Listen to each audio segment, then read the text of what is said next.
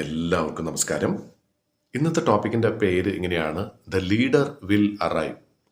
എന്ന് വെച്ചാൽ ഒരു നേതാവ് വരും, ഉറപ്പായിട്ടും വരും. എന്താണ് ഇവിടെ പറയാൻ ഉദ്ദേശിക്കുന്നത് എന്നുള്ളത് ചുരുക്കി പറയാം.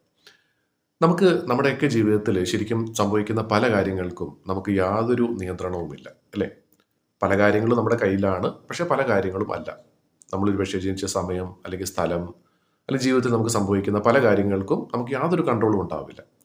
പക്ഷെ എത്ര തന്നെ നമ്മൾ ബുദ്ധിമുട്ട് നേരിടേണ്ടി വരുമ്പോഴും നമ്മുടെയൊക്കെ മനസ്സിൻ്റെ ഉള്ളിൽ നമുക്കൊരു പ്രതീക്ഷയുണ്ട്.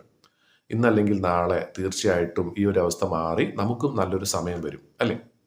നമുക്കൊക്കെ ജീവിതത്തിൽ അങ്ങനെ ഒരു അവസ്ഥ എപ്പോഴെങ്കിലുമൊക്കെ ഉണ്ടായിട്ടുണ്ടാവും. ചെറുതോ വലുതോ ആയിട്ടുള്ള പല പ്രശ്നങ്ങളും നമ്മൾ നേരിടുമ്പോൾ നമുക്ക് തോന്നുന്ന ഒരു പ്രതീക്ഷയാണ്. ഒന്ന് ആലോചിച്ച് നോക്കിയാൽ, ശരിക്കും ഇരുന്നൊന്ന് ആലോചിച്ച് നോക്കിയാൽ നമുക്ക് അറിയാൻ പറ്റും, അങ്ങനെയൊക്കെ ബുദ്ധിമുട്ട് വന്നിട്ടുള്ള സമയത്ത് നമുക്ക് പരിചയമുള്ളതോ അല്ലാത്തതുമായിട്ടുള്ള ആരെങ്കിലും മുന്നോട്ട് വന്ന്, നമ്മൾ ഒട്ടും പ്രതീക്ഷിക്കാത്തൊരു വ്യക്തി മുന്നോട്ട് വന്ന് നമ്മളെ സഹായിച്ചിട്ടുണ്ടാകാം. പക്ഷെ പലപ്പോഴും നമ്മളത് ഓർക്കാറില്ല എന്നുള്ളതാണ് സത്യം.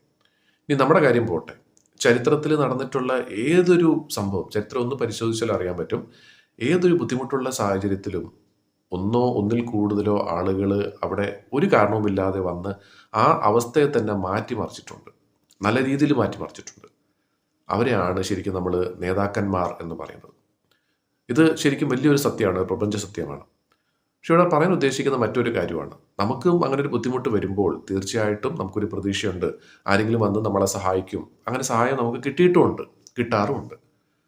അതേപോലെ തന്നെ ഈ ലോകത്തുള്ള കോടാനുകോടി ആളുകളും എന്തെങ്കിലുമൊക്കെ പ്രശ്നങ്ങൾ നേരിടുന്ന ആളുകളാണ്. അവർക്ക് ഉള്ള പ്രതീക്ഷയായിട്ട് എന്തുകൊണ്ട് നമുക്ക് മാറിക്കൂടാ? തീർച്ചയായിട്ടും ചിന്തിക്കേണ്ട, ഒരു പ്രാവർത്തികമാക്കേണ്ട ഒരു വലിയൊരു പോയിന്റാണ്, അല്ലേ?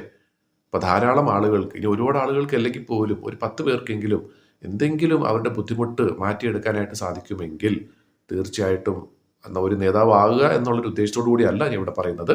തീർച്ചയായിട്ടും ആളുകളെ സഹായിക്കുക എന്ന് പറയുന്നത്, ഒരു നിസ്വാർത്ഥമായിട്ട് സഹായിക്കുക എന്ന് പറയുന്നത് ഏതൊരു നേതാവിൻ്റെ വലിയൊരു ലക്ഷണമാണ്. നമുക്കും തീർച്ചയായിട്ടും ആ ഒരു നേതാവായിട്ട്, ആളുകൾ കാത്തിരിക്കുന്ന, പ്രതീക്ഷിച്ചിരിക്കുന്ന ആ ഒരു വലിയൊരു നേതാവായിട്ട് മാറാൻ എളുപ്പത്തിൽ സാധിക്കും. അപ്പോൾ തീർച്ചയായിട്ടും ബുദ്ധിമുട്ടുകൾ എന്തൊക്കെയാണെന്ന് മനസ്സിലാക്കി അതിനുവേണ്ടി പ്രവർത്തിച്ചു കഴിഞ്ഞാൽ സ്വയമേ നമ്മളൊരു നേതാവായി മാറുകയാണ് ചെയ്യുന്നത്. അപ്പം തീർച്ചയായിട്ടും നമ്മളിൽ ഓരോരുത്തർക്കും ഉള്ളിൽ അങ്ങനെ ഒരു നേതാവിൻ്റെ കഴിവുണ്ട്. അത് തീർച്ചയായിട്ടും മനസ്സിലാക്കി പ്രവർത്തിച്ചാൽ ഒരുപാട് ആളുകൾക്ക്, തീർച്ചയായിട്ടും നമ്മൾ ജീവിക്കുന്ന ചുരുങ്ങിയ ഒരു കാലം കൊണ്ട് ഒരുപാട് ആളുകൾക്ക് ഒരുപാട് ഗുണം നമുക്ക് തീർച്ചയായിട്ടും ചെയ്തു കൊടുക്കാനായിട്ട് സാധിക്കും. അങ്ങനെ ചെയ്യാൻ സാധിക്കട്ടെ എന്ന് ആശംസിച്ചുകൊണ്ട് എല്ലാവർക്കും നല്ലൊരു ദിവസം നേർന്നുകൊണ്ട് നിർത്തുന്നു.